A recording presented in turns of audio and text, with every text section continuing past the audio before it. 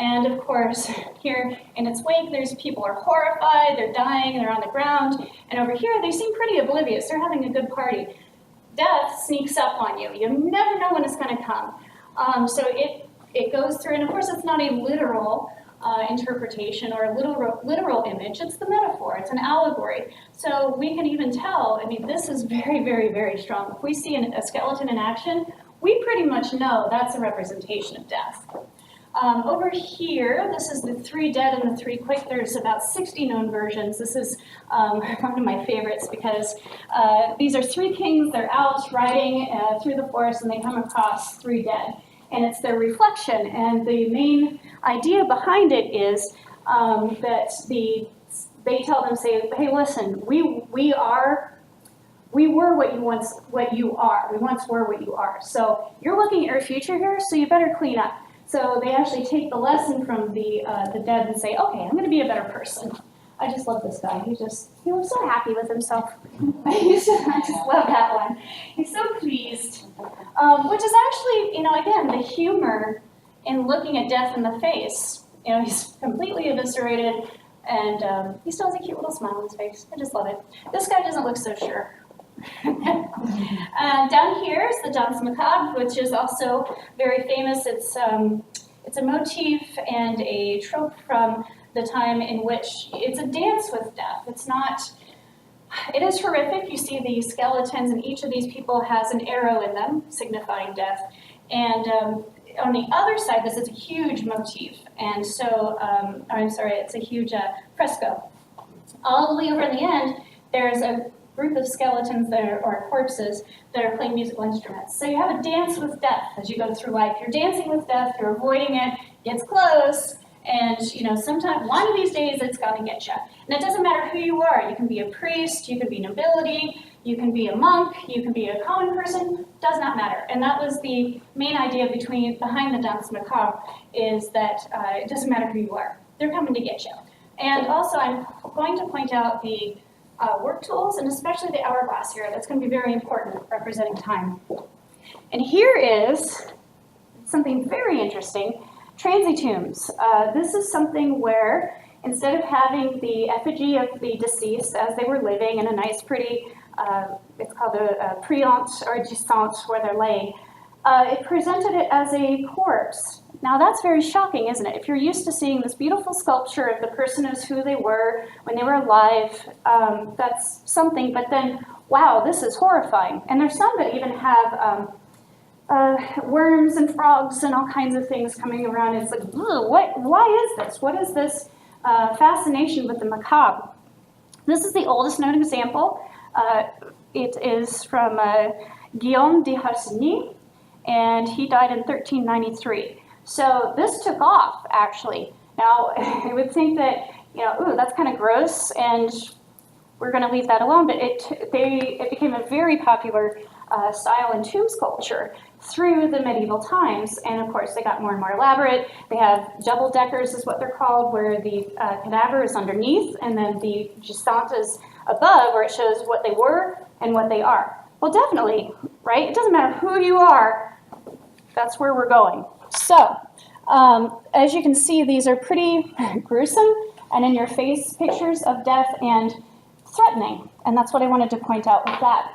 Real quickly, with the Reformation. We're in the Middle Ages. There's a lot of things going on in the Middle Ages. There's the Black Death, which, of course, I would say contributes, and of course it's pretty well known that it contributes to all that art which portrays skeletal or corpse-like figures, the absolute fear of it. Didn't matter who you were, didn't matter how healthy or not, if you were good or not, it got you. So there were some big changes after that in which all of these elements were contributed to big changes in the world. So we have a changing view of the world and how it works. We have more literacy, we have more knowledge being shared. There's more value in the individual, especially the Renaissance, the rise of humanism and so forth, we're preceding and heading into the Enlightenment, which is definitely rooted in the individual. But we have to be careful not to think of the church as cornered. That's something in recent scholarship that they're really looking at, and they're trying to amend this image, that it was a big time of chaos and everybody had to take a look at what was going on and say, all right, how do we preserve our faith? How do we preserve our church? It's not a counterattack on the Protestants, the Reformation. The Reformation was, they tried to mend relationships with the Protestant organizations up in the northern part of Western Europe, but just didn't work out. So then they started the Council of Trent, which allowed them to come together and say, okay, here's how we're going to reform the Catholic Church so that we don't fall apart. I wanted to also point out the spiritual exercises when I was talking about the individual, the growth of the individual. This is a really key text in the reorientation of what we're doing as Catholics and how we do it. It's a wonderful text. I definitely recommend a class that looks at it deeply because it's amazing and just a wonderful text. So again, it focuses more on the individual. And then the Council of Trent, there's a lot that comes from the Council of Trent, but there's a decree from the 25th session on the invocation, veneration of relics of saints, and on sacred images. It's very long, so I won't read it, but what it did was say that we need to back off with some of this imagery and make it more instructional, make it more so that it incites the viewer to become introspective, meditative, prayerful, really think about it. So figuring out the puzzle of the picture and what it means to you, rather than, oh dear, I'm going to die. It's how am I with God? How am I with myself? Who am I as a human being? All those things. So again, it's introspection and improvement through the rhetoric of this art. Okay, another one, Spanish Rome. Again, Loyola was he was a Spaniard. And we have to keep in mind that Spanish Rome was, the relationship with Spain was very important because that's where they got the money, right? Age of exploration. So when we see these magnificent cathedrals like St. Peter's, or you go into one of these old churches, they have the medieval church, plain gray stone, and then pow, you have your Baroque cathedral. That's where all that came from. And actually, I think, and actually I'm finding a lot of support, that if it wasn't for the involvement of Spain, this church wouldn't have additional support. And the main reason why this is important is because that paid the painters and the sculptors and all of these wonderful people like Bernini. This is in St. Peter's. This is our first example. I love this. This is Pope Pius, let me get this right, Alexander VI. There's a lot of popes. So Bernini is changed things. This is one of our first changes. The main thing that he did was he broke down the barriers between life and death and crossing planes of existence. So you can kind of see, I hate doing this in the classroom. This is jasper. It's a very hard stone marble. It looks like cloth. There are, and again you can see here with the clothing on the statues here, the robes, there are even some in which there are veils over women's faces that look like real veil, but it's marble.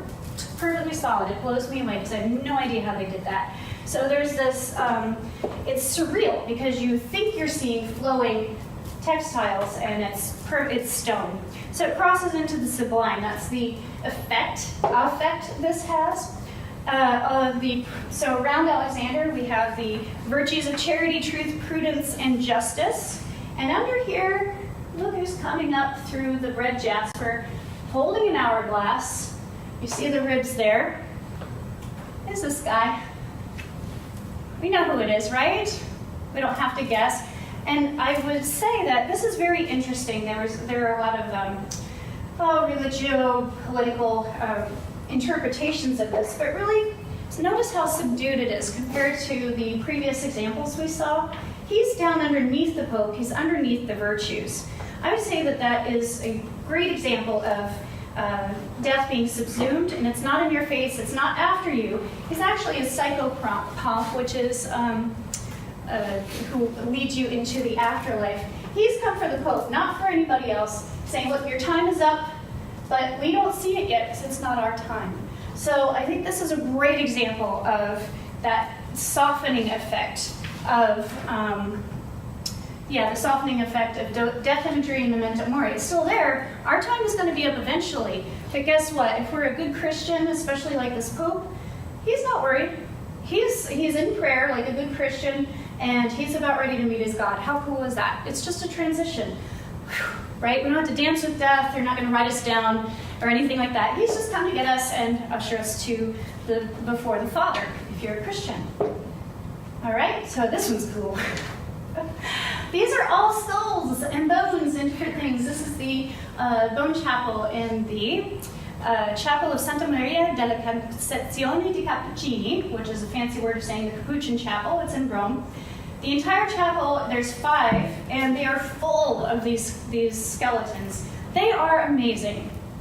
So here it is in your face. It is a little gruesome, but again, it's not threatening. These are all monks who have passed away.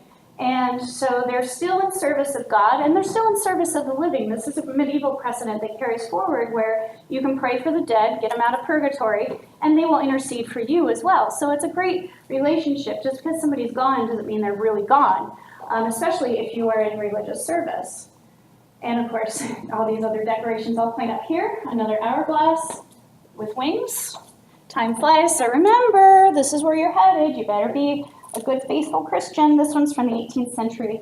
And this is these 3 skeletons. This is the chapel of the 3 skeletons, and there's a plaque that says, Quello che voi siete noi eravamo, quello che noi siamo voi sarete, which means what you are now, we used to be, and what we are now, you will be. Remember the 3 kings? And the 3s, definitely connections. So this is huge mimetic viability. Here's another chapel. I'll point out on this one, same place. And by the way, when you're in there, you'll be in the hallway and you lean up against the wall and something, oh, it's that rib. Kind of freaks you out. But after you get through the 2nd or 3rd, you get used to it and you're like, wow, this is really beautiful. And it's not scary and it's not threatening. It's part of life and it can be beautiful, which I think is what the unknown artist intended to imply. And again, here, you have, actually these are children's skeletons. Look at that, the hourglass with the wings. And on the ceiling of this one is another child. There's not a picture. They're very careful about their pictures. These are wiki comments, but I couldn't find one of, it's an angel of death with a scythe and the hourglass. So that one is a Reaper proper. So that one, again, reminds you in very certain terms, yes. But again, it's not scary. It can be beautiful and part of life. It's wonderful. So, oh, look, another grouping of 3. All right, so here's Caravaggio. He's a wonderful example of the shift from the medieval into Baroque, especially after the Council of Trent, because all the artists before him, before him, they had the problem of trying to meet or surpass Michelangelo Buonarroti. Good luck. So he was the first to actually make that challenge and come up with these amazing pictures. This is chiaroscuro, which means dark light. You can see the light in the front, the dark in the back. That is a key characteristic of Baroque art. And notice the contrast it creates. There's a lot you can read in this picture. Even though there are only, I identified 10 items in here, they all mean something. Their arrangement means something. Their numbers mean something.